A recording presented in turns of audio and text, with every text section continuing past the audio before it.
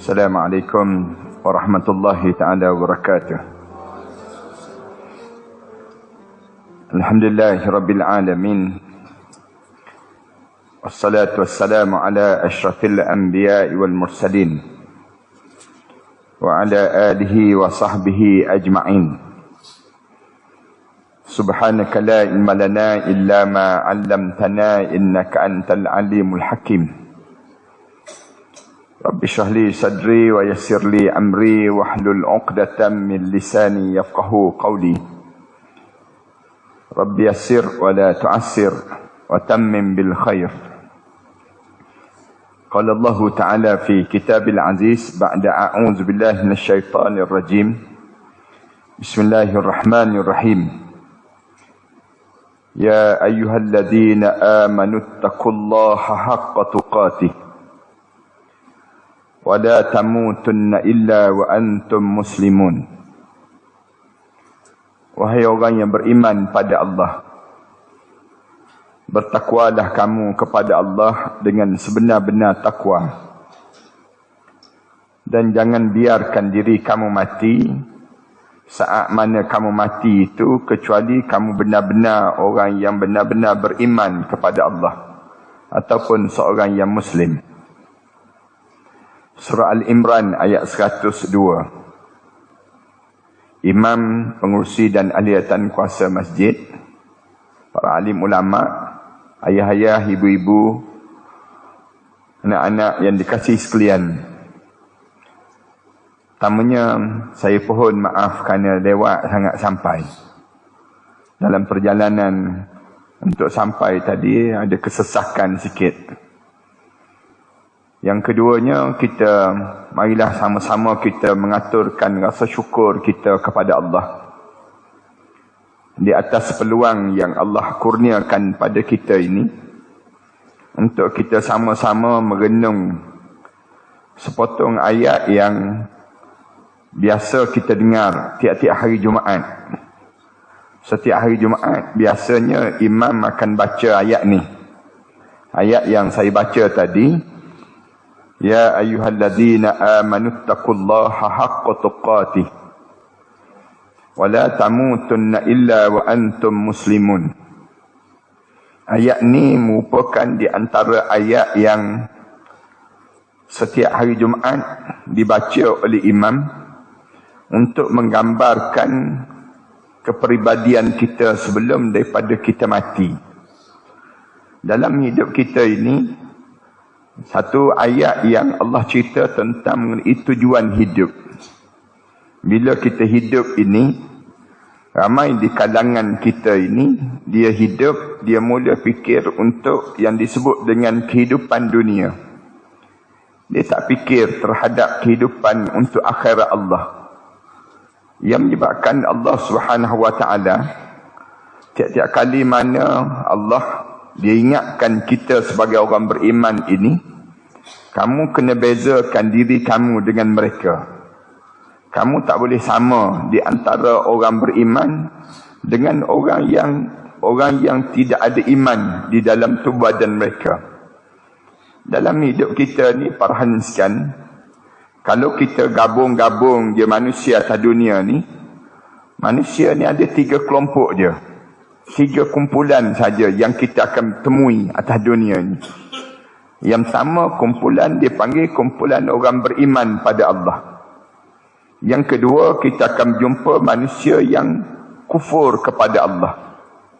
Dan yang ketiga, kita akan jumpa manusia yang munafik kepada Allah. 3 kumpulan ini je.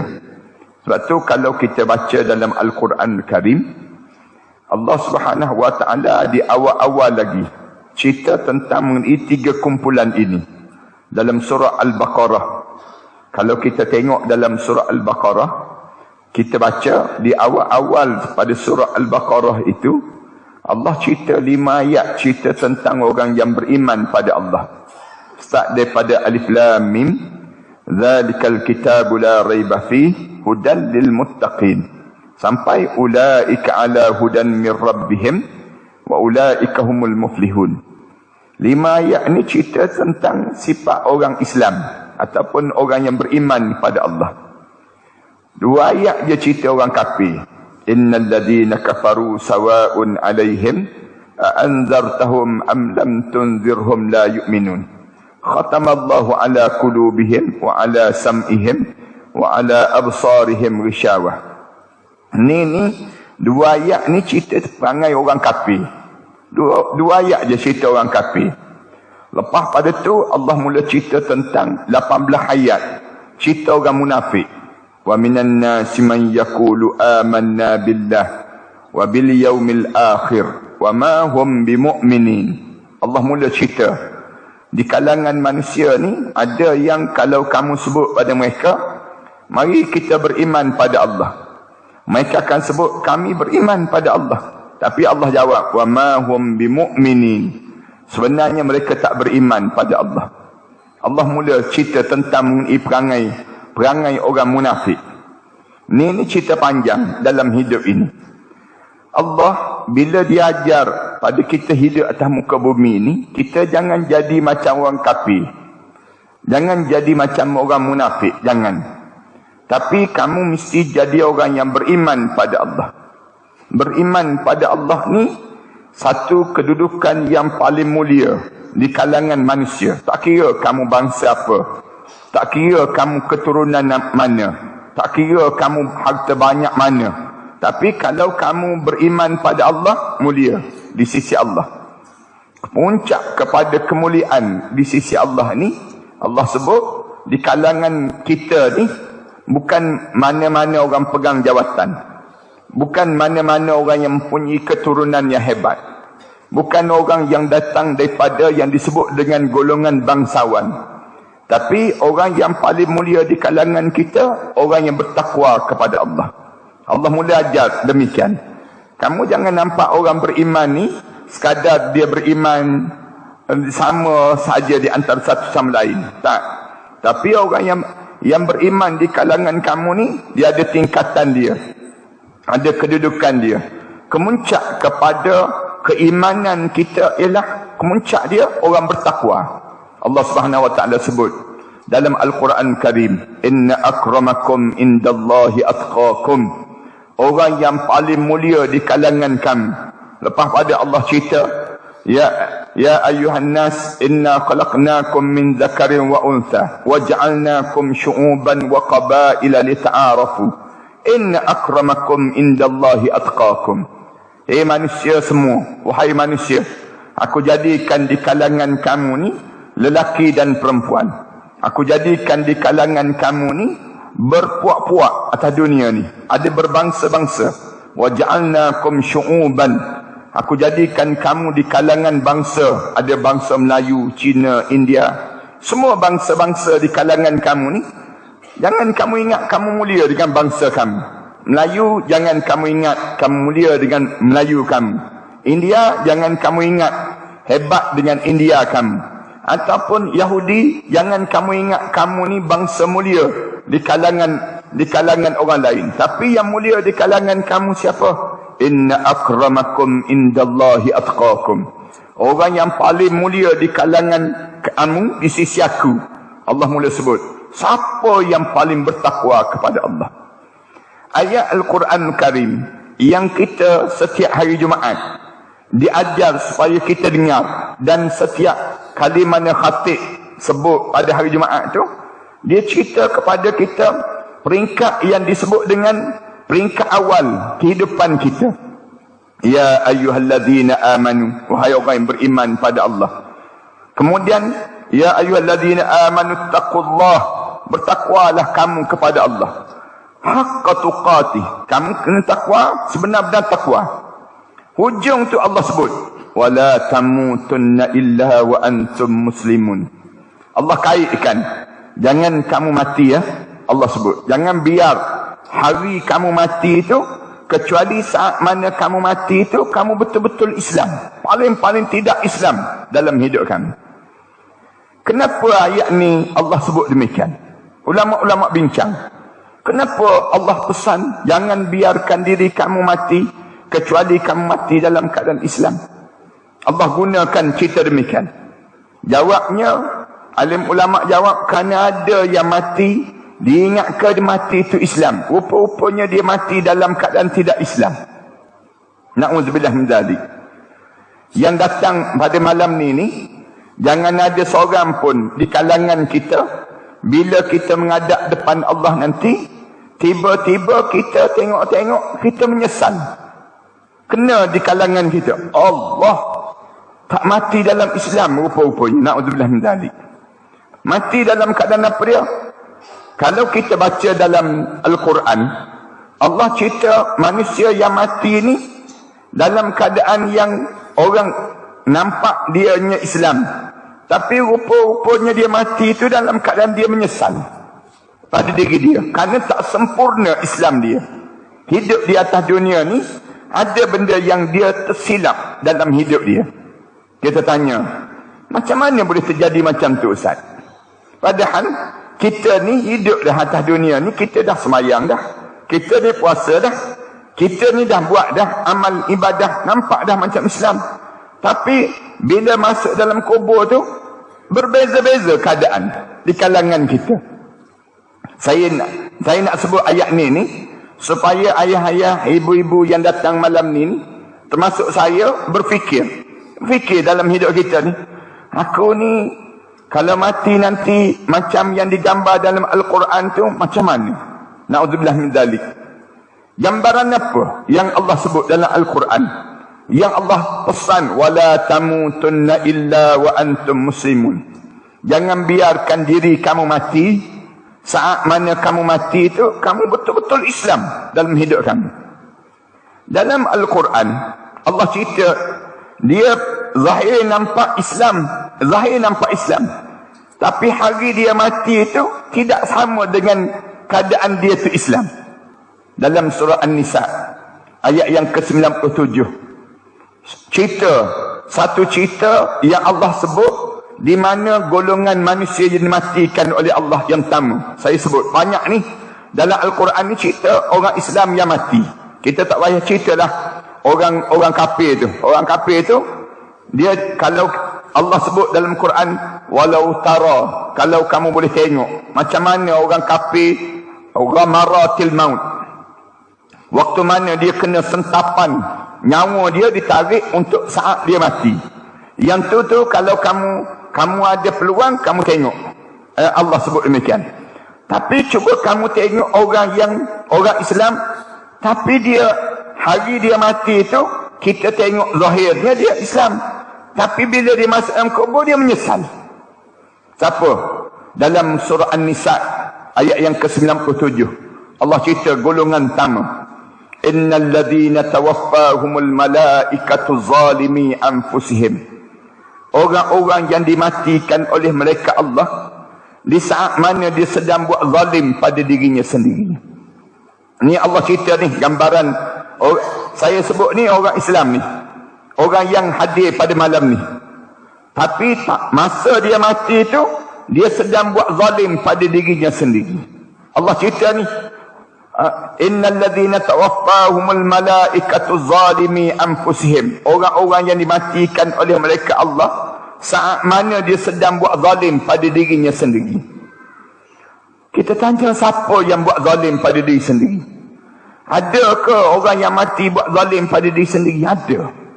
Ramai di kalangan kita ni, dia tak perasan dia sedang buat zalim pada diri sendiri. Zalim pada orang tu kita boleh faham lah, tapi zalim pada diri sendiri, ya Allah sebut, banyakkan kita baca doa, Rabbi inni zalamtu nafsi, Tuhanku, aku buat zalim pada diri aku sendiri, faghfirli, tolong ampunkan dosaku.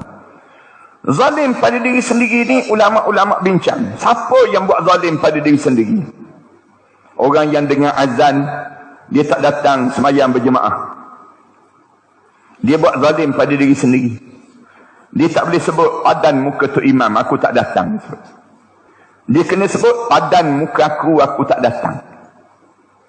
Siapa yang buat zalim pada diri sendiri? Dia dah bangun dah malam-malam, dia disedarkan oleh Allah untuk bangun, tapi dia boleh bangun tu untuk pergi qada hajat dia, lepas tu dia tidur balik. Dia zalim pada dirinya sendiri. Dia dah ada peluang untuk bertaubat, minta ampun pada Allah, Tapi dia tak minta ampun pun pada Allah. Habis dia mati tu, dalam keadaan dia tak sempat minta ampun pada Allah. Na'udzubillah min dzalik. Dia dah ada peluang dah. Tabung derma dah lalu dah depan dia. Senang cerita ni. Tapi dia bingkah bangun sembahyang sunat tu. Maknanya nak tunjuk dia rajin. Dia tak nak derma. Peluang untuk dia derma tu adalah. Tapi dia tak nak derma. Rela dia buat amal ibadah yang lain lagi. Tinggal yang disebut dengan peluang yang dia ada. Siapa yang buat zalim pada diri sendiri? Saya sebut banyak kali di mana-mana. Orang yang tak boleh baca Quran. Jemaah-jemaah yang hadir malam ni, jangan ada seorang pun tak boleh baca Quran. Saya nak sebut, kalau jemaah-jemaah tak boleh baca Quran, di kalangan kita, dia mati hari pertama dia tak boleh baca Quran. Dia masuk dalam kubur.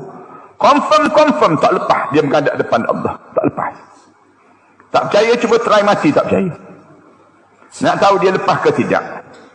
Masuk dalam kubur je, malaikat tanya terus. Qalu fima kuntum. Kenapa kamu mati macam ni? Mati tak boleh baca Quran. Contoh, di antara orang buat zalim pada dirinya sendiri. Dia ada peluang untuk dia belajar pun Al-Quran. Dia boleh datang, dia cari tok-tok guru. Cari orang-orang alim. Saya tak boleh baca Quran. Tolonglah bantu saya. Patutnya dia bolehlah baca Quran. Tapi dia biar. Dia tak boleh baca Quran. Orang yang dia ada peluang untuk pergi buat haji. Tiba-tiba dia tak buat haji. Dia ada peluang untuk buat amal ibadah. Tiba-tiba dia tak buat amal ibadah. Dia ada peluang untuk ditinggalkan perkara mungkar. Tiba-tiba dia tak meninggalkan perkara mungkar. Hari dia masuk dalam kubur, malaikat tanya terus. Qalu fima kuntum. Kenapa kamu mati macam ni? Kenapa kamu mati macam ni? Mati dalam poket ada nombor ekor lagi ni. Mati dalam keadaan dia meninggalkan salat. Mati dalam keadaan dia tak kenal alim ulama. Alim ulama yang berada sekitar dengan dia. Malaikat tanya, kamu belajar tafsir dengan siapa? Guru kami. Kamu belajar hadis, guru kamu siapa? Kamu belajar sirah dengan siapa? Kamu hidup ni, kamu dapat sumber daripada mana? Makanan kamu, rezeki kamu. Min aina tasabahu wa fima anfaqahu. Dari mana kamu dapat harta yang banyak-banyak ni? Kemudian kamu simpan berapa lama yang kamu simpan dan kamu belanjakan ke mana? Ni orang buat zalim pada diri sendiri. Bila masuk dalam kubur, malaikat tanya dia, qalu fima kuntum. Kenapa kamu mati macam ni? Dia jawab, qalu kunna mustad'afina fil ard. Malaikat, kami orang lemah atas dunia dahulu, malaikat. Kami tak sempat, malaikat, atas dunia dahulu nak pergi belajar, nak pergi menuntut ilmu. Kami sibuk dengan dunia ni, terlalu sibuk. Hidup mengejar. Kita tengok je orang atas dunia ni berkejaran tak berhenti-henti. Kalau kita tanya, kerja apa ni?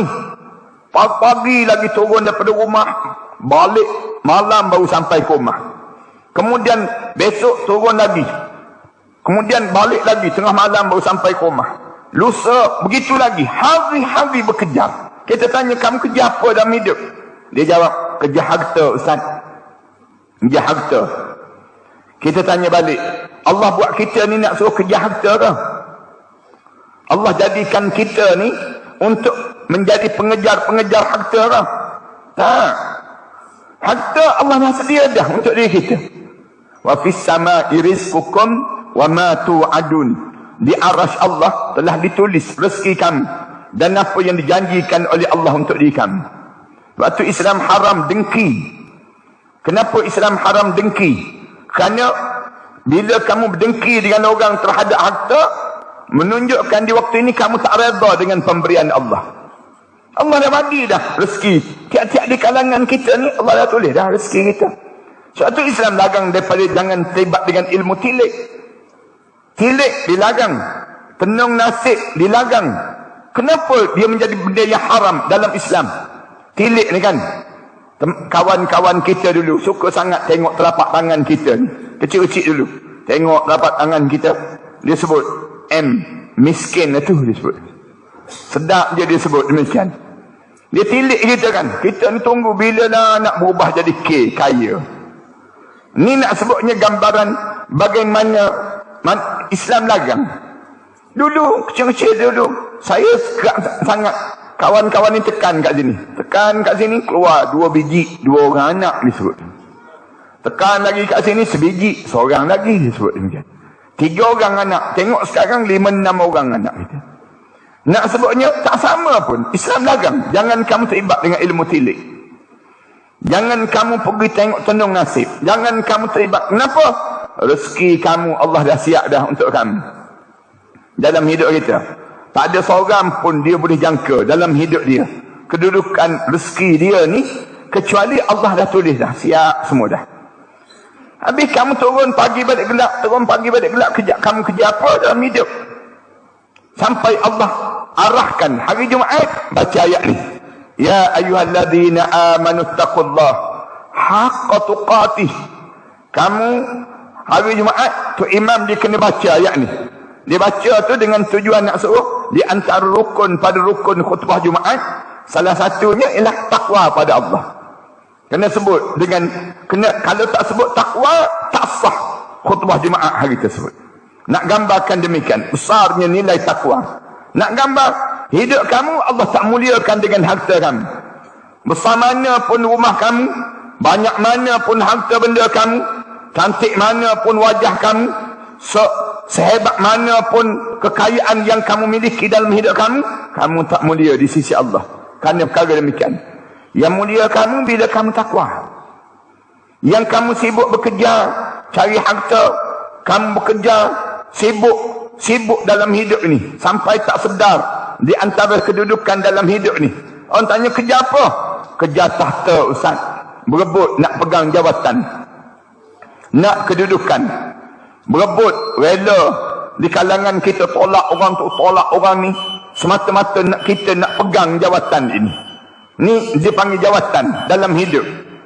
Islam ajar jawatan pun tak memuliakan kamu.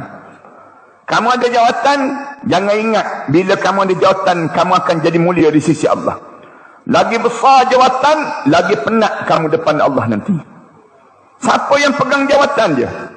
Jadi pengurusi masjid, penat di hadapan Allah nanti. Jadi AJK masjid, lagi penat depan Allah nanti. Kan saya sebut macam ni, kan ramai pula tak jawatan. Tak, saya nak sebutnya jawatan. Peganglah jawatan apa pun dalam hidup ni. Kerana jawatan ni bukan kemuliaan. Laisa tashrifan, walakin taklifan. Jawatan ni bukan satu kemuliaan, tetapi satu tanggung yang kena jawab depan Allah. Depan Allah nanti, jadi ketua kampung, Allah akan tanya, dalam kampung kamu, berapa orang yang tak sembahyang? Dalam kampung kamu, berapa orang yang tak tutup aurat? Dalam kampung kamu, berapa orang yang tak dadah? Kamu buat apa terhadap mereka? Allah tanya. Tu Allah tak tanya lagi dalam kampung kamu, berapa orang yang minum air ketum? Tanya soalan yang macam tu, jenuh dah kita nak menjawabnya. Jenuh dah, pegang jawatan. Sampai di kalangan sahabat-sahabat masing-masing tolak. Janganlah lantik saya, lantiklah orang lain. Kalau boleh orang lain lah. Saya ni janganlah lantik lagi, bagi orang lain. Budaya kita sekarang ni berebut jawatan. Jawatan apa? Jawatan kecil je. JKKKKKK. Orang kita berebut. Dia rasa mulia dengan jawatan. Rasulullah SAW ajar, jawatan tidak memuliakan dalam hidup. Bila kamu mulia, Allah ajar, bila kamu ada takwa. Bila kamu ada takwa, kamu akan jadi mulia dalam hidup kamu. Kenapa? Bila kamu tak ada takwa, kamu akan menyesal dekat nak mati. Bila kamu mati, masuk dalam kubur, kamu akan menyesal. Contoh manusia menyesal ni siapa ni? Orang yang buat zalim pada dirinya sendiri. Masuk dalam kubur, malaikat tanya terus, qalu fima kuntum? Kenapa kamu mati macam ni? Dia jawab, qalu kunna mustad'afina fil ard. Kami orang lemah atas dunia dahulu, malaikat. Tak sempat nak pergi belajar, nak mendengar, duduk dengan orang-orang alim, duduk majlis ilmu, tak sempat. Malaikat tanya balik, qalu alam takun ardullahi wasi'ah. Tidakkah Allah telah buat bumi ini luas untuk kamu? Fatuhajiru fiha. Mengapa kamu tak cari? Kamu tak berhijrah atas dunia? Patutnya kamu ni, dalam hidup kamu ni, kamunya, bila kamu tahu dah diri kamu ni lemah, diri kamu carilah orang menumpang untuk jadi kuat. Kita cari apa? Orang kita berpindah randah. Zaman kita sekarang ni, orang kita pindah randah kerana kerja. Kerana kerja. Zaman-zaman dahulu orang pindah randah kerana cari orang alim. Mana ada orang alim, di situ mereka akan pergi. Mereka akan cari. Zaman kita sekarang ni, kita tanya di kalangan kita, kamu datang daripada mana? Tak pernah nampak pun. Saya datang daripada Johor. Asal Johor? Ya, asal Johor. Lahir kat Johor? Ya. Habis tu datang ke sini, saya kerja. Saya dipindahkan, jawab kerja saya datang sini. Kalau tidak kerana kerja, saya tak datang di sini. Ini zaman kita sekarang. Zaman dahulu, orang pindah randah. Orang tanya, kenapa kamu pindah? Kamu pergi sana, kamu pergi sini. Cari tok guru. Cari orang alim. Orang alim. Di mana ada orang alim, di situ semakin ramai orang datang. Kenapa? Kerana nak ambil ni kemuliaan daripada orang alim tadi, menumpang ilmu dia. Yang menyebabkan imam-imam kita ni semua pindah-pindah. Berpindah. Imam Syafi'i sendiri dalam keadaan yang pindah, asal di bumi Gaza, kemudian bumi yang perang sekarang, pindah pergi ke Baghdad, kemudian berada di Baghdad, pindah lagi sampai ke Mesir, meninggal dunia di bumi Mesir. Nak sebutnya gambaran bagaimana hidup dalam keadaan yang mencari kemuliaan hidup. Mencari kemuliaan hidup. Habis kalau kamu tak kejar jawatan, kamu kejar apa dalam hidup? Atas dunia ni. Ada juga orang kita akhir-akhir ni, budaya, dia kata saya tak kejar harta. Habis kamu kejar apa? Tahta? Tak juga. Habis kamu kejar apa? Saya kejar rupa, Ustaz, rupa. Saya nak jawab, saya nak rupa saya cantik. Saya tak nak jadi tua, saya tak nak tua. Kalau orang panggil pakcik, paling terus dia. Apa pakcik-pakcik? Abang lah saya sebut. Kalau sebut, ada seorang sahabat saya panggil, ada seorang nenek, panggil dia nenek. Nenek, dia paling terus. Apa nenek-nenek? Kakak lah dia sebut. Aku ada power lagi tahu dia sebut. Umur 86 tahun ada power lagi. Nak sebutnya manusia ni, naknya ke rupa. Naknya jaga rupa dalam hidup. Rela berhabisan beli alat-alat kosmetik. Alat-alat kosmetik ni, kaya-raya toke-toke kosmetik. Toke-toke kosmetik tu kan, dia sentiasa sebut, serlahkan kecantikan anda. Tonjolkan kecantikan anda. Tunjukkan kecantikan anda. Yang dia tak cantik-cantik langsung. Dia sibuk nak suruh orang lain tunjukkan kecantikan dan sebagainya. Datang Islam, Islam sebut, kamu tak mulia dengan harta. Kamu tak mulia dengan tahta. Kamu tak mulia dengan rupa. Sebaliknya, kamu akan jadi mulia bila kamu ada takwa dalam hidup kamu. Takwa ni mesti direbut di kalangan kamu. Kamu kena kejar. Setiap hari mengejar menjadi manusia yang bertakwa. Tahu-tahu masuk dalam kubur, tak jadi manusia bertakwa. Bila masuk dalam kubur tak jadi manusia yang bertakwa, dia pun, mereka tanya pada dia, kenapa kamu jadi mati macam ni? Dia pun jawab, qalu alam takun ardullahi wasi'ah fatuhajiru fiha. Mereka tanya dia, kenapa kamu tak cari menyebabkan kamu jadi mulia hidup atas dunia dahulu? Dia jawab, dia diam, tak boleh jawab. Faulaika ma'wahum jahannam. Lalu mereka kata, Allah telah sedia tempat kamu dalam neraka jahannam. Wasa'at masira. Dan neraka jahannam ni seburuk-buruk tempat yang Allah jadikan untuk diri kamu. Ini kumpulan pertama. Saya harap sangat ayah-ayah, ibu-ibu yang datang malam ni, bila masuk kubur sekejap lagi, jangan jadi golongan pertama ni. Jangan ada seorang pun yang jadi golongan pertama. Yang masuk dalam kubur, tiba-tiba dia menyesal.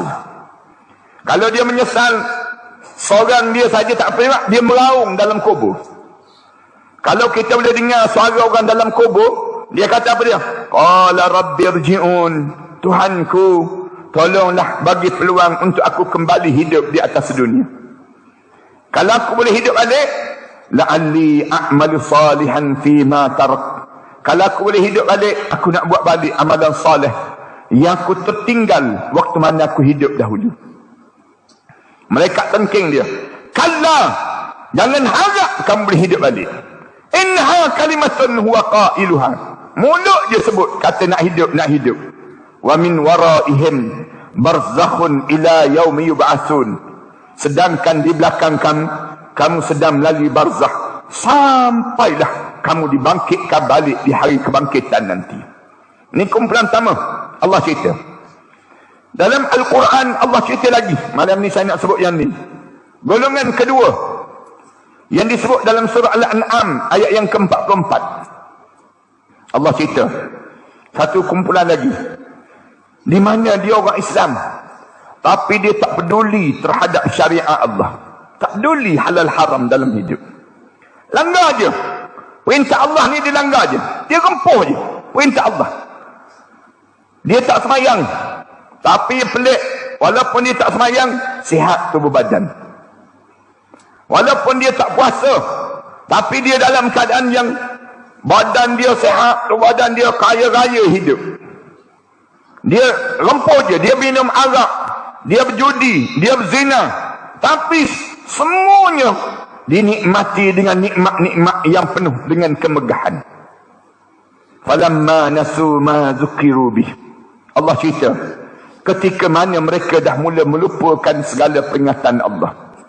Orang Islam ni, kalau kita tegur dia, engkau ni berani sangat ni, engkau tak takut mati ke? Dia jawab, peduli apa mati sekali seorang je, dia jawab. Mati sekali seorang. Lepas tu orang tegur lagi dia, kamu kalau mati nanti kamu tak takut neraka ke? Dia kata, dia kata macam kamu pernah rasa neraka. Dia sebut, dia jawab, ni pemegang kunci syurga, kunci neraka disebut. Senang je disebut demikian. Teman dia tegur, kamu tak takut ke azab kubur? Kamu tak takut ke bila kamu berhadapan dengan suasana yang akan datang? Dia jawab apa dia? Peduli apa engkau dengan aku? Kubu aku, kubu engkau, dia jawab. Kita geram sangat, kita jawab, masalahnya bila mati kubu engkau sebelah kubu aku, kita jawab. Kalau kubu engkau pula jauh dengan kubu aku, tahan juga, itu sebut.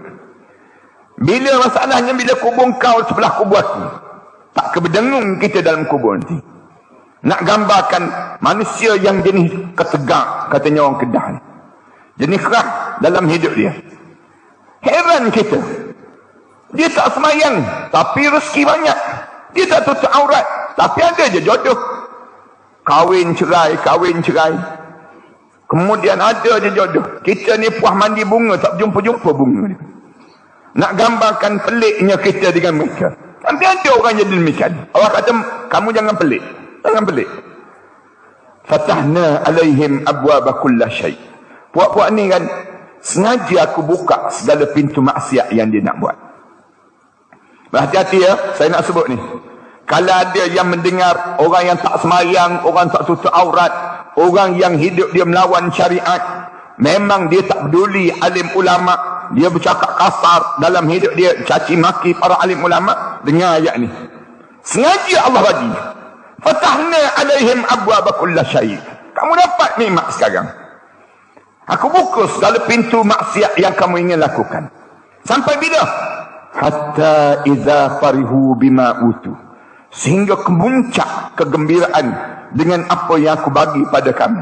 Tengok kamu kemuncak tu, akhaznahum baghtatan. Aku rentak nyawa kamu dalam keadaan mengejut. Fa izahum mublisun. Di waktu itu tercengang-cengang kamu masuk dalam kubur, meraung kamu dalam kubur untuk kamu nak hidup balik di atas dunia. Hidup ni kena tahu ya, dia ada titik akhir yang mesti kita akan sampai. Titik akhir kita ni apa dia? Mati. Titik akhir ni, macam mana pun kita, hebat mana pun kita, besar mana pun jawatan kita, kekuasaan yang kita miliki dalam hidup kita berakhir dengan kematian. Waktu mati itu kamu boleh tengok kamu betul-betul beriman ke ataupun kamu main dengan Allah SWT. Mati ni yang mesti sentiasa dipikir sampai Rasulullah kata aksiru hazimul ladzat, perbanyakkan dalam hidup kamu mengingati saat kematian, mengingati kematian, mengingati mati. Banyakkan pada diri kamu zikrul maut. Rasulullah sebut tentang mati. Kenapa dia? Kerana manusia ni kalau dia biarkan hidup ni, dia tak tahu arah tuju hidup. Dia merewang je dalam hidup dia, mengatur je dalam hidup dia. Tiba-tiba dia rasa seronok, mati. Waktu mana dia mati tersebut, masuk dalam kubur, faizahum mublisun, tercengang-cengang dia, meraung bagi tahu malaikat, aku nak hidup balik. Na'udzubillah min dzalik. Yang siapa yang dengar malam ni, tolong ingat yang saya sebut ni. Kita akan jumpa sekejap lagi dalam kubur nanti. Ini pertemuan yang dijanjikan oleh Allah SWT. Yang ketiga, Allah cerita dalam surah Al-Kahfi ayat 103, yang Allah gambarkan dalam surah Al-Kahfi ini, Qul hal nunabbi'ukum bil akhsarina a'mala. Satu kumpulan manusia yang Allah Subhanahu wa taala suruh sebut pada Nabi Muhammad, kamu cerita kepada umat kamu. Ada satu kelompok yang dia semayang, puasa, zakat, haji. Hari pertama dia masuk kubur, dia pandang kanan, pandang kiri, orang dah tutup dah liang lahat dia, orang dah ke bumi dah jenazah dia, orang dah tinggalkan kubur dia. Dia pandang atas bawah, belakang depan, kosong amalan dia menghadap depan Allah. Hari pertama tak ada apa-apa menghadap depan Allah. Ada. Dia tak semayang ke? Semayang. Tapi semayang dia tak diterima di sisi Allah. Dia tak puasa ke? Dia puasa. Tapi puasa dia tak diterima di sisi Allah. Dia tak buat haji ke? Haji tiap-tiap tahun buat haji. Tapi haji dia tak diterima di sisi Allah. Allah cerita ni, Qul hal nunabbi'ukum bil akhsarina a'mala alladhina dhalla sa'yuhum fil hayatid dunya wa hum yahsabuna annahum yuhsinuna sun'a ulaika alladhina kafaru bi ayati rabbihim wa liqa'ihi fahabitat a'maluhum fala nuqima lahum yawmal qiyamati wazna. Allah cerita demikian. Sebut Muhammad, ada di kalangan umat manusia ni, dia buat amal ibadah, dia buat nampak, zahir dia nampak dia ni macam orang Islam, tapi bila dia masuk dalam kubur, kosong amalan dia menghadap depan Allah. Kenapa kosong? Alladzina dhalla sa'yuhum fil hayatid dunya, dia disesatkan sepanjang hidup dia di atas dunia. Kat mana kita disesat? Kita akan tanya, Ustaz, kat mana disesat? Ulama kata ada 3 tempat yang biasa disesatkan hidup. Biasa 3 tempat ni, perhati betul. Ayah-ayah, ibu-ibu, janganlah sampai kita tersesat 3 ni. Yang pertama pada akidah. Sesat pada akidah. Sesat pada akidah ni kat mana? Kita tak yakin dengan Islam. Kita pergi yakin selain daripada Islam. Kita campur. Islam sikit, liberal sikit. Islam sikit, nasionalis sikit. Islam sikit, komunis sikit. Ataupun kita gaul, gabung semua. Padahal Allah dah sebut dah, Al-yawma akmaltu lakum dinakum wa atmamtu alaikum ni'mati wa raditu lakumul Islam madina.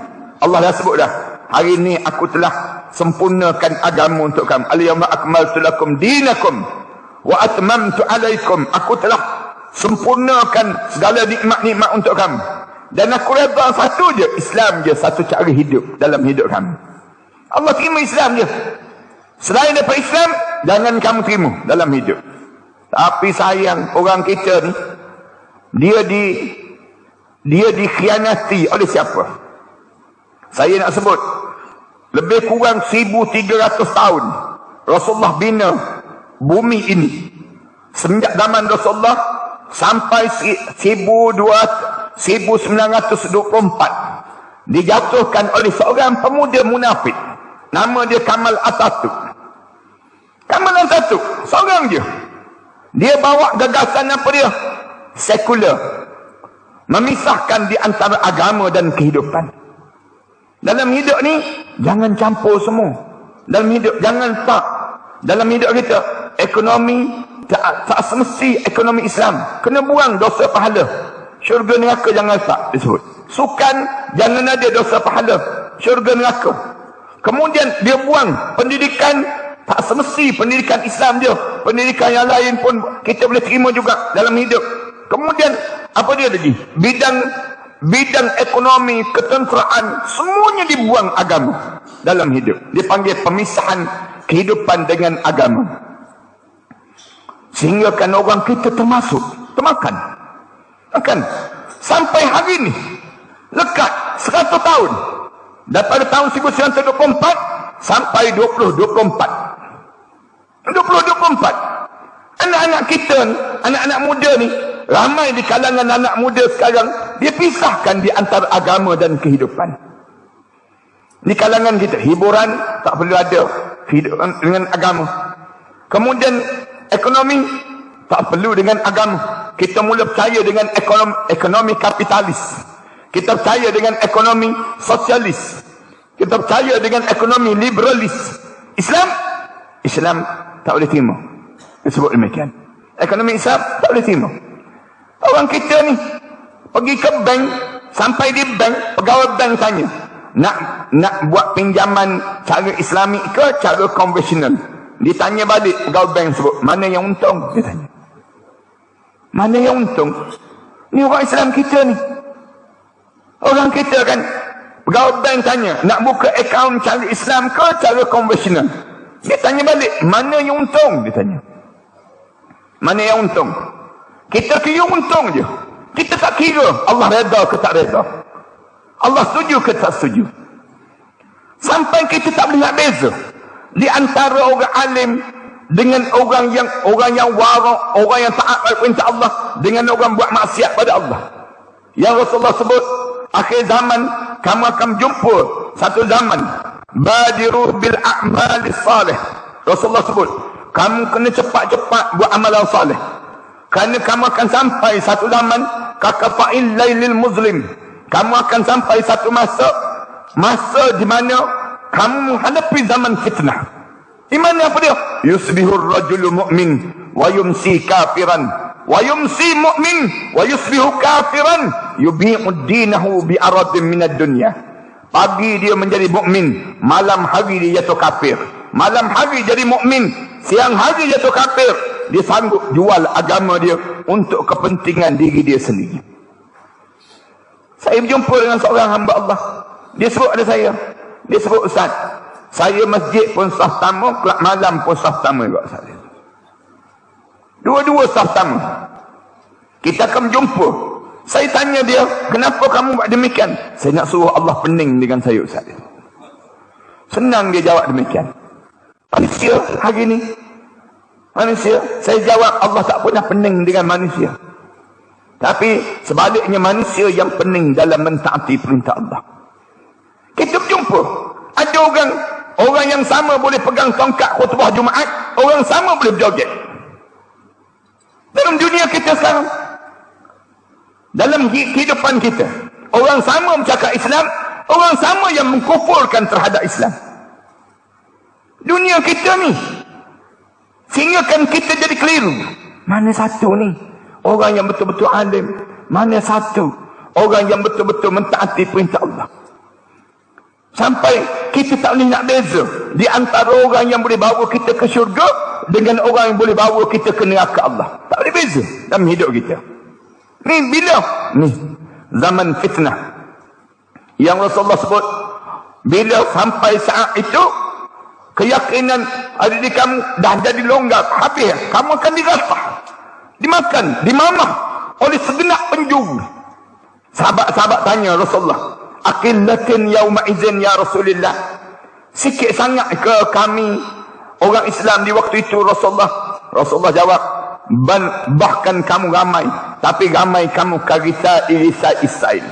Ramai kamu macam buih-buih di lautan, tak ada nilai langsung. Rasulullah sebut demikian. Kamu ditimpa dengan penyakit al-wahn. Rasulullah gambarkan demikian. Kamu timpa dengan penyakit al-wahn. Orang Islam ramai, tapi tak ada nilai. Kita tengok sekarang yang berlaku di bumi Palestin. Orang kafir boleh ratah begitu je. Yang lain tu tengok je. Tengok je. Negara-negara lain tu, sekitar tu semua negara orang Islam. Tak boleh nak tolong. Tak boleh nak bantu pun. Padahal mereka, apa masalah kalau mereka tolong umat Islam yang berlaku di bumi Gaza itu? Bukan tak boleh mereka tolong. Tapi mereka timpa dengan penyakit al-wahn. Rasulullah sebut demikian. Wa mal wahn. Apakah yang dimaksudkan dengan al-wahn? Rasulullah sebut hubbud dunya wa karahiyatul maut. Cintakan dunia, bencikan kematian. Ini gambaran yang Rasulullah sebut. Sesat dalam hidup. Disesatkan dengan pahaman komunis. Disesatkan dengan pahaman liberalis. Disesatkan dengan pahaman sekularis. Yang menyebabkan akhirnya orang Islam tak rasa bangga lagi dengan Islam. Tak ada lagi perasaan bangga terhadap Islam ni sendiri. Kita tak rasa mulia. Saya orang Islam. Saya ada beradik ramai. Saya keluarga besar. Sekarang ni saya orang Islam. Tak ada. Sekarang kenapa jadi demikian? Kerana akidah kamu sudah digoyangkan oleh musuh-musuh Islam yang menyebabkan kamu tak yakin lagi hidup dengan Islam. Na'udzubillah min dzalik. Yang pertama. Ni saya tak nak cerita panjang. Kalau saya cerita panjang, menyebabkan sikit lagi kenalah saya. Nak sebutnya gambaran bagaimana yang pertama ni sedang digoyangkan. Rasulullah sebut tangqudul Islam urwatan bi urwah. Islam ni tertanggal sedikit demi sedikit daripada tubuh badan seorang. Awaluha binaqdil hukmi. Awal-awal Islam tertanggal daripada jasad. Di kalangan orang Islam ni, kamu tidak ada dosa pahala lagi. Kamu bercakap, kamu tak peduli, dosa pahala. Kamu sentuh lelaki perempuan, kamu tak peduli, dosa pahala. Kamu makan, kamu tak peduli lagi, dosa pahala dalam hidup kamu. Awaluha binaqdil hukmi. Hukum agama tu dah tak ada. Wa akhiruha bitarkis salah. Rasulullah sebut, tanda akhir, tak ada dah Islam daripada tubuh badan kamu. Bila orang Islam dah mula tinggalkan sembahyang. Orang Islam dah tinggalkan sembahyang. Tak berebut lagi untuk nak salat. Tak ada lagi rasa mulianya hidup ini boleh sujud pada Allah. Dah tak ada. Di waktu itu, kemuliaan kamu dah habis pada di jasad seseorang. Rasulullah sebut demikian. Yang ni sampai peringkat, kalau kita baca dalam hadis Rasulullah, dekat nak meninggal dunia. Syaitan tu goyang lagi. Datang lagi. Ni roh sampai di halkum dah. Kalau tuan-tuan biasa dengar kuliah saya, ataupun baca dalam kitab-kitab, banyak hadis-hadis Rasulullah cerita, gangguan syaitan ni, start daripada kita nak meninggal dunia tu diganggu, ganggu. Daripada hujung kaki, sampai roh kita di halkum. Bila sampai di halkum, dia menyamar menjadi arwah ayah kita. Rasulullah cerita ni. Syaitan ni jahat lah jahat. Jahatnya dia menyamar menjadi arwah ayah kita, sebiji muka arwah ayah kita. Dia akan sebut, anakku, jangan mati dalam Islam. Mati bersama dengan Abah. Mati bersama dengan ayah. Ayah mati dalam Yahudi. Kalau kamu nak selamat, kamu mati dalam Yahudi. Jangan mati dalam Islam. Kita cuba mengucap. Rasulullah sebut, hamba Allah ini cuba mengucap. Syaitan datang sebelah kiri. Menyamar menjadi arwah ibu pula. Ni goyang buah dada dia. Anakku, dada ini pernah menyusukan kamu. Waktu mana kamu kecil-kecil dahulu. Jangan mati dalam Islam. Mati bersama dengan Ummi. Ummi mati dalam Kristian. Kalau kamu nak selamat, kamu mati dalam Kristian. Syaitan gurun ni tuan-tuan. Syaitan gurun ni, dia takkan sebut mati dalam Yahudi. Dia takkan sebut mati dalam Kristian. Tunggu sikit lagi. Dia akan sebut apa dia? Anakku, matilah kamu dalam Islam liberal, dia sebut. Matilah kamu dalam Islam nasionalis.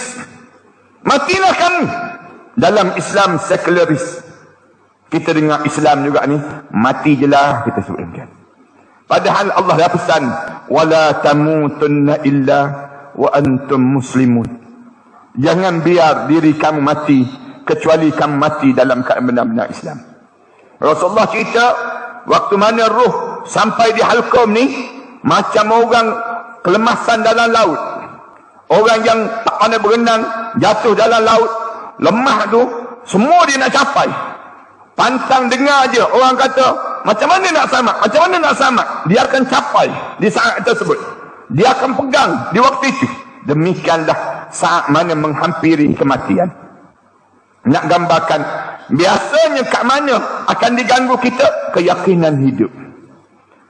Satu, dalam banyak-banyak doa, kita jangan tinggal satu doa yang Rasulullah hajar, Allah hajar pada Nabi Muhammad sallallahu alaihi wasallam, supaya sentiasa baca doa ni. Doa apa? Ya muqallibal qulub, sabbit qulubana ala dinika wa ala ta'atika, subhanaka inni kuntu minaz zalimin. Ani mulut ya muqallibal qulub, sabbit qalbi ala dinika wa ala ta'atika, subhanaka inni kuntu minaz zalimin. Ataupun kita ulang, ya muqallibal qulub, sabbit qulubana ala dinika. Ni kita niat untuk anak-anak kita, keluarga kita.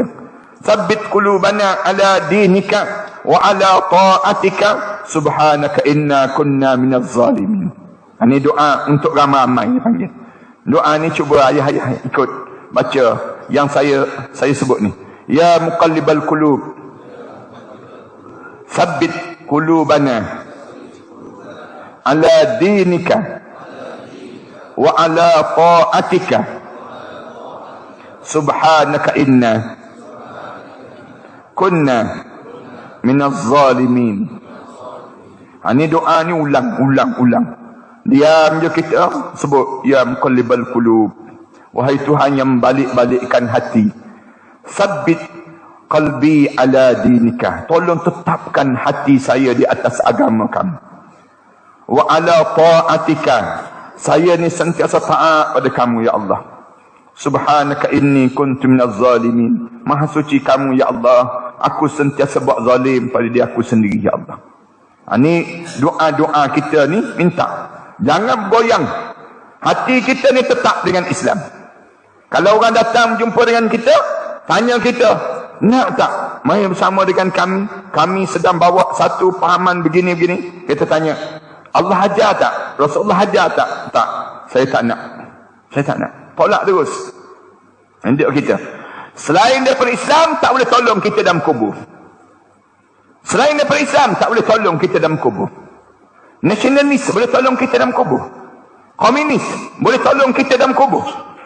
Sekularis tak boleh tolong kita dalam kubur. Kenapa kita pergi percaya pada yang selain daripada Islam? Kenapa orang kita ni dia kata, alah tu tak apa, sikit je.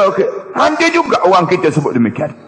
Padahal itu merupakan dinul hayah, cara hidup kita yang diajar. Tak ada cara hidup kecuali cara hidup Islam yang diajar melalui Nabi Muhammad sallallahu alaihi wasallam. Jangan terlibat dengan ajaran sesat. Ajaran yang paling sesat, yang paling terbesar sekarang, yang sedang merata di kalangan kita ialah pahaman sekular. Pahaman sekular ini pahaman yang paling sesat di kalangan masyarakat kita yang tidak dibenteras. Dia lebih bahaya daripada skibidi itu sekarang kita ni. Skibidi kan anak-anak kita sebut ni. Sebut panjang pula kan, kita pula masuk ke dalam dia panggil. Cuma nak sebut je, bahaya je pahaman yang disebut dengan pahaman sekular, memisahkan agama dengan kehidupan. Ini pahaman yang paling sesat, yang masih lagi berakar umbi semenjak daripada 100 tahun dahulu sampai hari ini, cukup genap 100 tahun, yang dibawa oleh pemuda munafikin Kamal Atatürk yang digambarkan dia bapa Turki moden. Padahal dialah yang telah meruntuhkan Khilafah Uthmaniyah tahun 1924 dahulu. Sampai hari ini tak tegak lagi Islam. Tak boleh. Kerana jahatnya yang dibawa oleh pahaman ini sendiri. Itu yang pertama. Yang kedua, sesat kat mana? Sesat dalam ibadah. Sesat dalam ibadah. Ayah-ayah, ibu-ibu perasan tak? Semenjak kita solat ni, daripada umur kita akhir balik sampai malam ni tadi, malam maghrib tadi, berapa kali kita menitik air mata dalam sujud kita? Berapa kali dalam hidup kita sembahyang tu kita rasa paling nikmat dalam solat kita? Kenapa kita tak rasa nikmat senikmat itu? Kenapa kita di solat kan, kalau imam baca panjang sikit dia nak marah terus? Tok imam baca Sabbih isma rabbikal a'la je, kita mula, Pak Imam, inna a'tayna je Pak Imam. Tidak pun inna anzalna. Kita sesat dalam ibadah. Orang kita sampai peringkat tak boleh baca Quran. Dia tak boleh baca Quran tu, dia relax. Saya sebut banyak kali dah, kalau ada di kalangan kita yang tak boleh baca Quran, jangan relax, jangan bertenang, jangan kelam kabut dalam hidup kita ni. Mari jumpa dengan AJK Masjid, bagi tahu pada AJK Masjid, saya tak boleh baca Quran, saya takut saya mati, saya dah pencen dah, saya tak boleh baca Quran ni, tolonglah bantu saya ahli qaryah masjid ni, saya ni masjid banyak buang, saya tolong bantu saya. Isteri saya tak boleh baca, anak-anak saya tak boleh baca. Saya kalau saya mati ni, macam mana saya nak jawab depan Allah? AJK umum, hari Jumaat je umum. Mana lagi ahli qaryah yang tak boleh baca Quran? Mana lagi siapa yang boleh baca Quran? Sedarakan dia, jadikan dia adik-beradik di antara satu sama lain. Ini tanda kita bersungguh-sungguh kita dengan Allah. Jangan tinggal Al-Quran. Tuan-tuan, dalam hidup kita nak suruh siapa dekat dengan kita? Nak suruh syaitan ke nak suruh malaikat yang dekat? Tentu kita nak malaikat. Macam mana nak suruh malaikat sentiasa dekat dengan kita? Kita bersama dengan Al-Quran. Bila kita bersama dengan Al-Quran, confirm malaikat akan duduk dekat dengan kita. Confirm. Berapa kali sehari kena baca Al-Quran ni? Sebanyak mana kita makan? Berapa kali sehari kita makan? Kalau 3 kali sehari kita makan, kita kena baca Al-Quran 3 kali juga. Paling-paling tidak, makan untuk jasad yang akan mati. Manakala baca Quran untuk roh yang akan terus hidup. Itu beza dipanggil dalam hidup kita. Kalau kita tak boleh baca Quran, jumpa dengan AJK, bagi tahu pada AJK elok, tuan, tolonglah saya tak boleh baca Quran, menangis, tak esak-esak dia, sak menangis dia. Bantu saya ni tak lepas ni di akhirat nanti ni, duduk dalam hidup ni. AJK pula jangan jawab, bertenang. Saya pun tak boleh baca juga, katanya AJK. Kita sama-sama tak boleh baca je. AJK pula jawab demikian. Buat malu company je panggil. Jangan ada di kalangan kita tak boleh baca Quran. Berlumba. Kalau dah kita boleh baca Quran, tanda kita dah selamat untuk ke akhirat Allah. Itu di antara tanda-tanda menunjukkan kita ni selamat ke akhirat Allah. Berbangga kita dengan anak-anak kita yang boleh baca Quran. Tiap kali mana kita dengar anak kita dah habis 30 juzuk. Zaman-zaman dulu, orang kita kan kalau habis 30 juzuk, buat pulut kuning. Buat satu kampung tu datang meriah bagi hadiah pada guru-guru Quran. Kenapa? Kerana anak dia dah boleh baca Quran, dah habis 30 juzuk hari khatam Al-Quran. Zaman kita dah tak ada. Zaman kita, anak-anak kita boleh hafal 30 juzuk pun kita tak bangga. Orang kita tak bangga. Padahal dia menghafal 30 juzuk tu, dalam kepala dia, confirm dia ahli syurga Allah. Confirm dia ahli syurga Allah. Allah tak akan bakar orang yang ada Al-Quran dalam kepala dia. Lebih lagi orang yang ada 30 juzuk dalam kepala dia, yang menyebabkan kemuliaan dalam hidup dia. Tiba-tiba kita tak bangga pun. Kita bangga bila? Tengok orang bercerai suami isteri. Tengok tu artis tu. Tengok macam mana isteri dia minta cerai dengan suami dia. Itulah yang terbaik itu sebut. Itulah cara kita bangga dengan yang tu. Tak berhenti lagi cerita tentang orang bercerai. Tak berhenti lagi, orang tu pula bercerai, masuk pula senarai. Ni janda-janda baru, janda-janda di kalangan artis, berapa jumlah yang ni yang kita bangga. Padahal patutnya kita rasa sedih, kenapa rumah tangga orang mukmin begitu berantakan di kalangan kita. Patutnya demikian. Tapi kita tak hilang maruah diri kita, sesat di atas dunia, belum sampai ke akhirat lagi. Sesat dalam ibadah. Sesat dalam ibadah ni, kita boleh perhati berapa banyak dalam kita buat amal ibadah, kita rasa benar-benar ikhlas. Kita pergi buat umrah, kita rasa Allah paling nikmat umrah yang kita buat. Bila ayah-ayah, bila bangun waktu mana tahajud malam, ayah-ayah dan ibu-ibu rasa bangga dalam tahajud yang kita bangun di malam hari. Seronoknya kita malam ni rasa nikmat, sampai peringkat kita terdengar-dengar api neraka Allah. Tatajafa junubuhum anil madaji' yad'una rabbahum khaufan wa tama'an wa mimma razaqnahum yunfikun. Sesat dalam ibadah. Ni nak sebutnya teruknya kita. Kenapa kita jadi begitu? Kenapa? Kita jawab, kerana dunia kita terlalu besar dalam hati kita. Akhirat kita kecil je. Akhirat dalam hati ni, saya ke di kalangan kita, saya nak sebut kecil je akhirat. Dunia tu terlalu besar, sehingga kan bila salat kita tak rasa nikmat salat. Tak rasa. Sahabat-sahabat dulu kena panah di betis dia. Bagi salam tengok darah banyak yang berlumur darah dia, banyak je. Orang dia pun tanya, terkejut dia, kenapa kena panah? Orang sebut, orang pun nak cabut, sahabat yang lain nak cabut, dia kata tunggu, jangan, aku nak solat. Kamu cabut waktu mana aku solat. Dia pun solat 2 rakaat. Tengah dia solat tu, sahabat lain yang cabut. Bila cabut tersebut, dia bagi salam, dia tanya, dah cabut ke belum? Dia tanya, dah cabut ke belum? Dia bius saat mana dia solat. Tak ada dunia dalam hati dia. Kita ni bunyi handphone, bunyi tek-tek, tak tutup tu handphone. Kadang-kadang nak sebutnya, kadang-kadang hati kita ni jauhkan dengan akhirat. Berapa kali je mengaku je dalam hidup kita ni, semenjak kita solat, kita ni rukuk tu menitik air mata kita. Tak. Berapa puluh tahun dah kita solat. Berapa tahun dah dalam solat kita sujud, basah tempat sujud kita.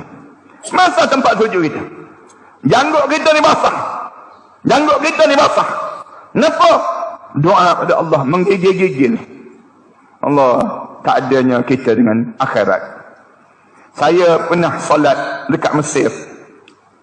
Saya semayang malam Lailatul Qadar, malam 27 Ramadan, malam penutup, di Masjid Amr bin As. Anak-anak yang belajar di Mesir ni dia tahu Masjid Amr bin As, masjid sahabat Rasulullah sallallahu alaihi wasallam yang buka Mesir. Dia dengan anak dia Abdullah bin Amr bin As. Waktu mana solat dengan Syekh Muhammad Jibril, bukan malaikat Jibril, Syekh Muhammad Jibril. Nak pergi malam 27 Ramadan tu, pergi pukul 10 pagi dapat saf yang ke-8. 10 pagi nak semayam pukul 9 malam, saf yang ke-8. Saya kira Allah, yang ke-8 dah saya dapat. Kira dah lambat dah saya. Tunggu nak rasa macam mana nikmat. Betulan sebelah saya tu orang Arab. Bacaan Syekh Muhammad Jibril tu baca biasa je. Amma yatasaalun anin naba'il azim. Baca. Dia baca ayat tu, dia baca Arab kat sebelah ni menggigil. Qata. Baca juz'u amma. Sabbih isma rabbikal a'la alladhi khalaqa fasawwa walladhi qaddara fahada. Qatan sampai illa ma sya Allah tu tumbang tu serik, tumbang. Allahu akbar bang. Allahu akbar. Solat kita tumbang juga, tertidur dah rupa-rupanya.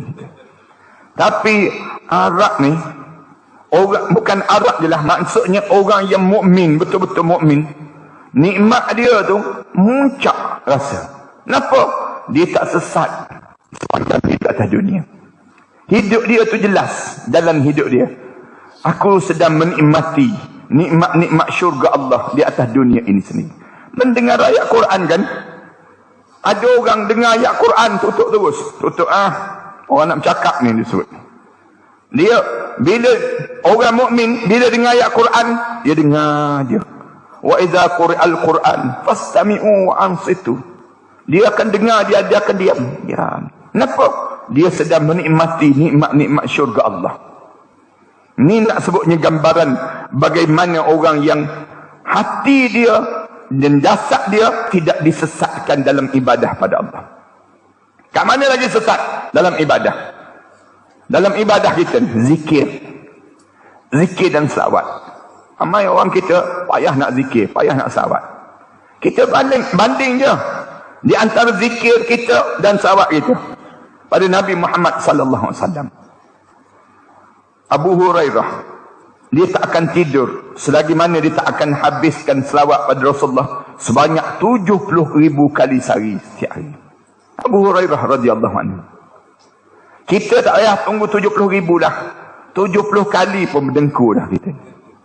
Nak gambarkan bagaimana mereka ni menikmati sungguh kehidupan untuk akhirat. Ayah-ayah, ibu-ibu, umur 60 tahun ni bukan umur untuk dunia lagi. Umur 60 tahun bukan umur untuk dunia lagi. Umur untuk akhirat. Masa kita berhenti-berhentilah bercakap tentang dunia. Jangan sibukkan kita dengan dunia lagi. Umur 60 tahun kita ni, bila-bila masa je kita akan dipanggil menghadap depan Allah. Dalam hidup kita, Rasulullah sebut, a'mar ummati baina 60 wa 70. Umur umat aku di antara 60 tahun hingga 70 tahun je. 60 tahun hingga 70 tahun ni, Allah dah bagi tahu dah. Masa kamu untuk ke akhirat. Masa kamu untuk akhirat. Bila kamu nak pergi ke akhirat, kamu kena bawa dua ni. Kalau kamu tak bawa dua ni, kamu sesat dalam hidup kamu. Bawa apa dia? Bawa Allah, bawa Rasulullah sallallahu alaihi wasallam.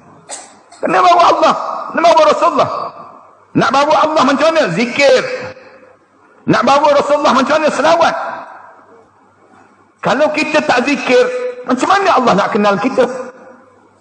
Dalam hidup kita, kalau kita kurang zikir dalam hidup kita, Allah sebut, "Fazkuruni azkurkum." Semakin banyak kamu menyebut nama aku, semakin banyak kamu akan dikenali.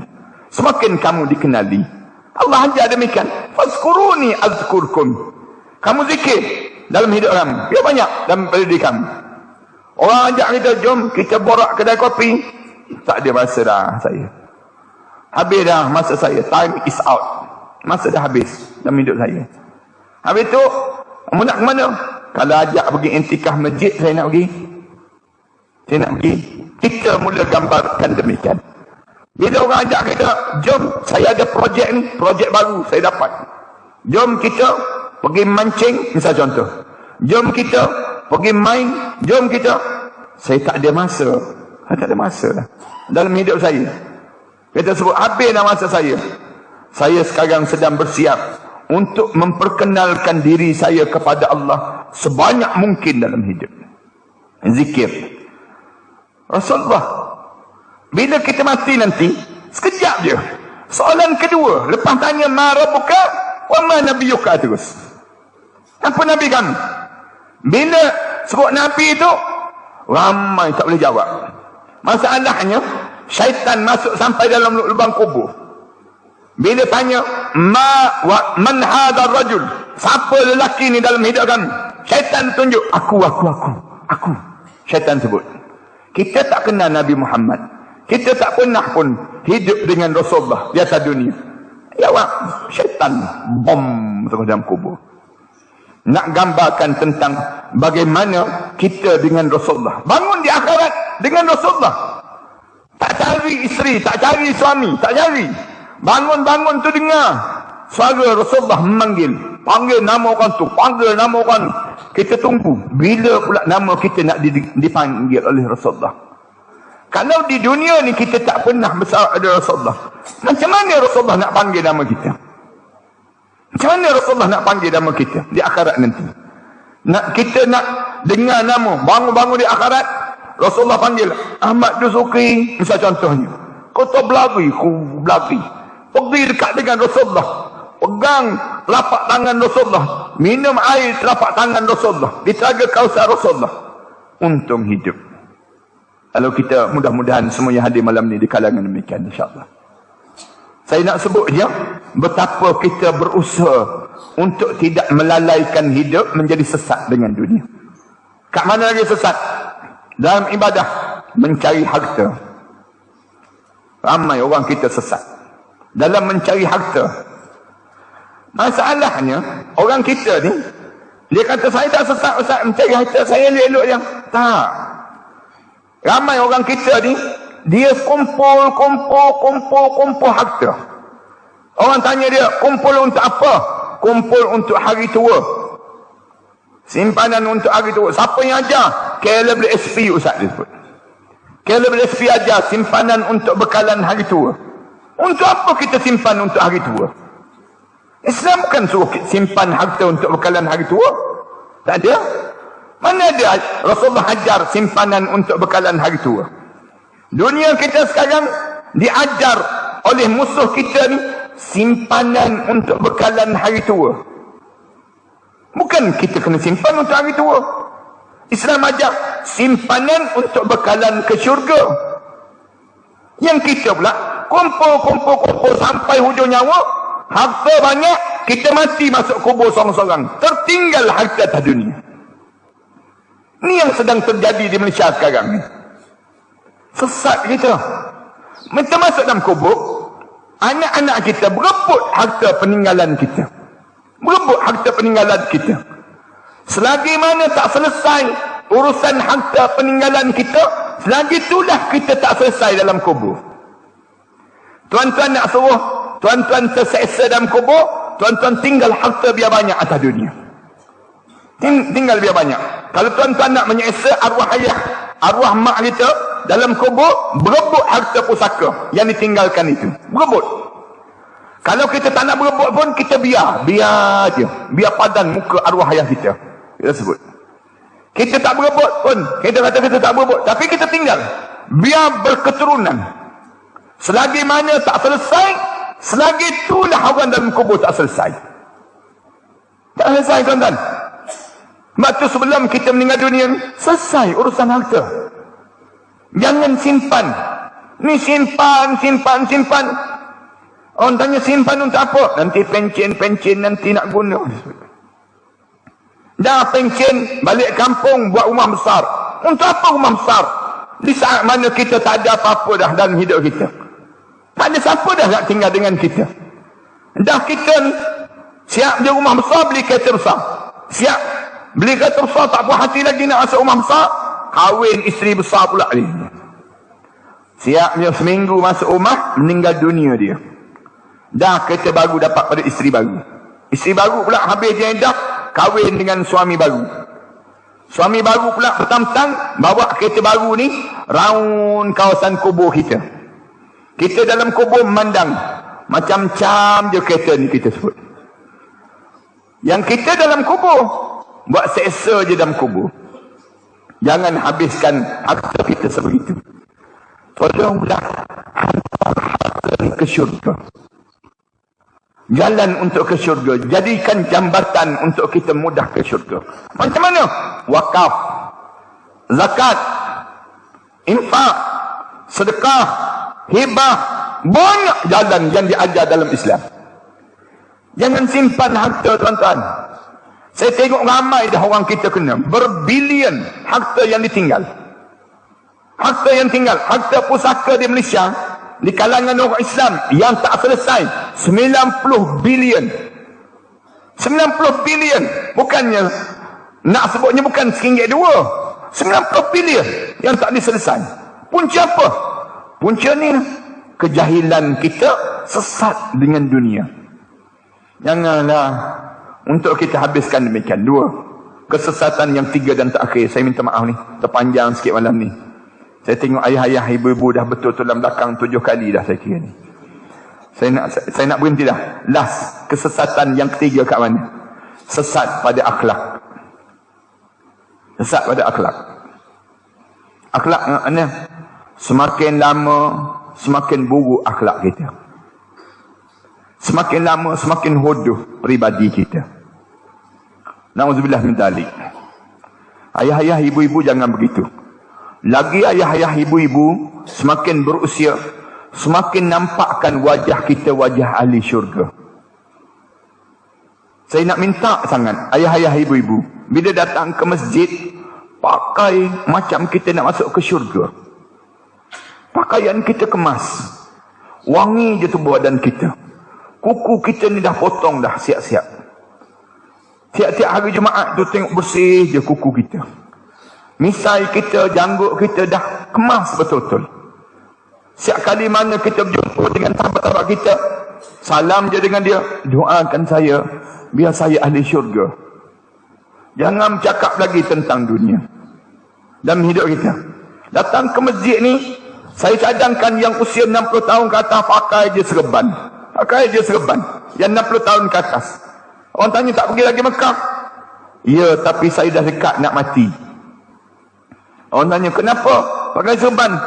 Kain bakal menjadi kain kapan saya nanti. Bila saya meninggal dunia, saya harap kain ini menjadi saksi di hadapan Allah. Dan orang-orang alim, biasanya mereka semakin dekat dengan kematian, mereka ambil kain kapan tu terus. Dijadikan serban, dijadikan kain lidah, dijadikan kain peluk tubuh badan. Kenapa? Masa semakin hampir. Tubuh badan, mesti kita menjadi wajah-wajah ahli syurga. Yang pertama.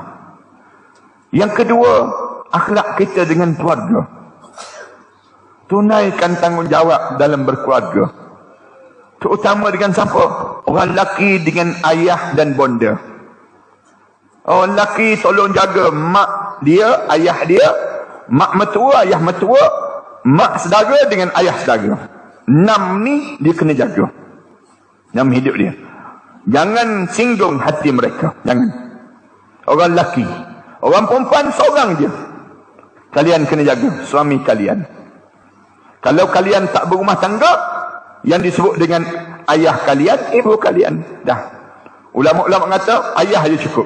Orang perempuan, kalau dia tak berumah tangga sampai dia mati, tak berumah tangga, dia jaga seorang je dalam hidup dia. Jaga siapa? Jaga ayah dia ataupun mak dia. Kalau dia boleh pilih salah seorang di antara itu, ya mereka tidak ditanggungjawab pun yang besar keutamaan. Tapi yang paling utama dengan suami. Kalau dia dah berumah tangga, jangan singgung hati suami. Jangan sakiti hati suami. Jangan tinggi suara di hadapan suami. Jangan. Sebagaimana suami tak boleh tinggikan suara depan mak ayah. Jangan depan mak ayah. Wala uffin. Wala tanharhuma. Jangan tengking kedua ibu bapa kamu. Wa qul lahuma qawlan karima. Bercakap dengan kedua ibu bapa dengan penuh, dengan lemah lembut. Sama je tindakan ini yang perlu dilakukan oleh orang perempuan. Jangan sebut depan suami kalian. Wala taqul lahuma uffin. Wala tanharhuma. Jangan tengking, jangan angkat suara depan suami. Dengan suami jangan angkat suara. Wa qul lahuma qawlan karima. Dengan suami bercakap dengan lemah lembut. Diam je. Ya sepanjang masa. Kenapa? Kerana hati suami ini menjadi redha kepada kalian untuk ke syurga Allah.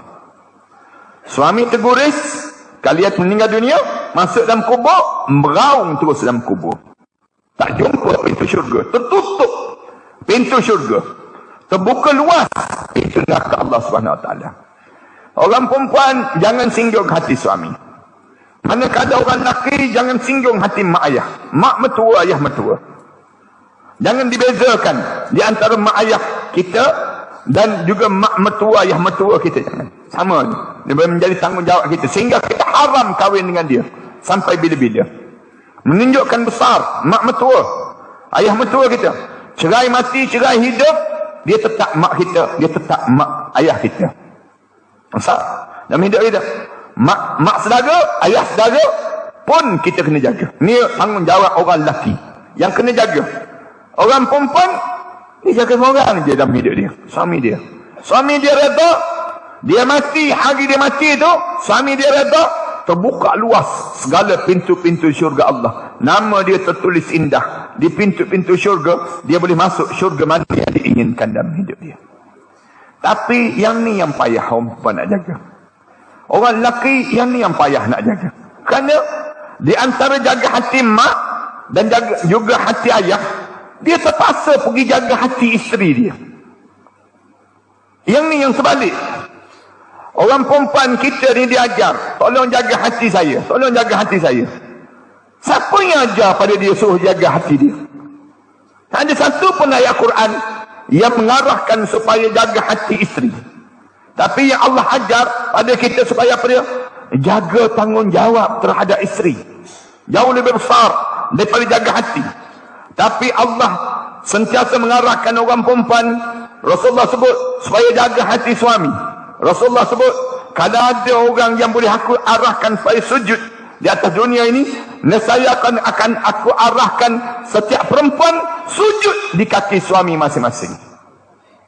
Nak sebutnya besar suami dalam hidup ni. Kena faham konsep ni. Ni dah terbalik dah. Masyarakat kita dah terbalik dah. Zaman kita ni dah pusing tunggang langgang lah dalam masyarakat kita ni. Oleh kerana sibuk nak jaga hati isteri, dia cuaikan tanggungjawab terhadap jaga mak ayah. Ramai orang kita jadi begitu. Akhirnya suami sakit hati. Yang menyebabkan mak tersakit hati. Yang suami pun sakit hati. Bila isteri pula sentiasa angkat suara, tinggi suara, cakap kasar dengan suami, akhirnya sakit hati suami ini sendiri. Diam je, bawa je dalam sampai tua. Oh, kena penyakit. Penyakit apa? Penyakit takut bini, dia panggil macam. Penyakit takut bini. Diam je dia. Tak nak berkelahi dengan isteri. Tak nak dia. Tak boleh nak salahkan isteri, tak boleh. Nanti isteri akan buat perangai semacam tersebut. Kenapa diam semua macam pernah kena je semua dalam hidup kita. Jangan begitu dalam hidup. Orang perempuan ni Allah jadikan dia tulang bengkok. Rasulullah pesan, kamu berkasar dengan dia, patah tulang tersebut. Kamu berlembut dengan dia, bengkok sampai bila-bila. Rasulullah ajar dah. Dalam Al-Quran Allah Subhanahu Wa Taala sebut, ar-rijalu qawwamuna 'alan nisa. Orang lelaki ni pemimpin pada orang perempuan. Yang peliknya orang perempuan pimpin lelaki pula. Dunia kita berbalik. Akhirnya diarahkan suami dia, ceraikan saya. Diarahkan. Bila dia rasa kena sesuatu dalam hidup dia, dia arahkan suami dia. Sekarang ni budaya tu pula. Budaya isteri pergi minta cerai. Padahal Rasulullah sebut, mana-mana orang perempuan yang minta cerai tanpa asas yang kukuh dalam syarak, dia minta cerai, bergegar arasy Allah, dia tak akan bau syurga Allah untuk diri dia. Nak sebutnya demikian. Budaya ni dah terbalik dah dalam masyarakat kita dan perlu diperbetulkan kembali. Untuk kita nak meluruskan kembali dalam masyarakat kita supaya jangan dirosakkan semakin teruk dan semakin teruk. Kita orang lelaki pula memimpin pada orang perempuan. Dia tahu kedudukan dan asas. Orang perempuan dia kena tahu batas dia dengan suami dia tak kat mana. Suami dia marah aja, nampak marahnya, dia diam. Jangan bercakap banyak lagi. Berhenti. Kejap lagi betulkan balik. Yelah, orang lelaki ni dia ada ego dia. Tapi ego dia tak selama-lamanya. Allah bagi kekuatan orang perempuan untuk apa dia? Memujuk suami dia. Boleh pujuk suami dia. Lama-lama dia betulkan balik yang sepatutnya berlaku dalam kehidupan ni. Ni akhlak dalam keluarga. Akhlak yang ketiga dalam masyarakat. Antara kita paling buruk akhlak dengan anak yatim. Kita tak peduli anak yatim. Anak yatim tu adik-beradik Rasulullah. Rasulullah sebut, ana wa kafilul yatim kahatain. Aku dengan orang jaga anak yatim macam jari ni dengan jari ni dalam syurga nanti. Tapi zaman kita ni, kalau kita tanya saya ke tanya siapa pun di kalangan kita, berapa orang jaga anak yatim?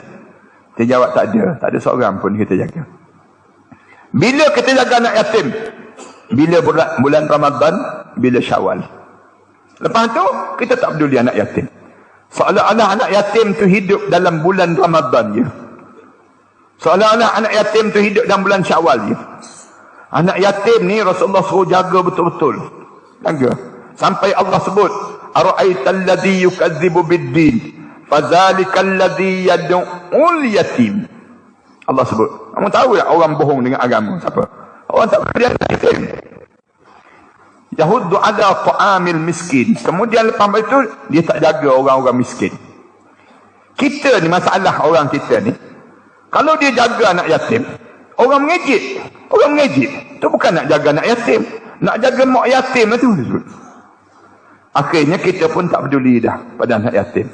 Anak yatim nangis malam hari, bergegar arasy Allah. Satu kampung tu hilang rahmat Allah. Di saat mana anak yatim dirasakan tidak dipedulikan oleh orang-orang yang soleh, yang beriman pada Allah. Yang ni yang saya maksudkan. Jaga akhlak diri, keluarga dan juga yang disebut dengan masyarakat kita supaya kita tidak disesatkan dengan dunia yang sementara ini. Terima kasih di atas kesempatan yang baik ini. Moga-moga Allah rahmati dan Allah berkati perjalanan hidup kita. Semua yang hadir malam ni, kita doa pada Allah agar kita termasuk di kalangan ahli syurga Allah Subhanahu Wa Taala. Dan kita berjanji untuk kita berjumpa dalam syurga Allah. Sama-sama kita. Dan Allah jadikan kita dalam syurga Firdaus bersama dengan para nabi dan para awliya salihin. Jangan tinggal masjid ini tuan-tuan. Datang hadir dalam majlis ilmu. Penduduk-penduduk sekitar sini bawa keluarga masing-masing dalam majlis ilmu. Setiap kali mana ada je majlis ilmu, bawa keluarga kita.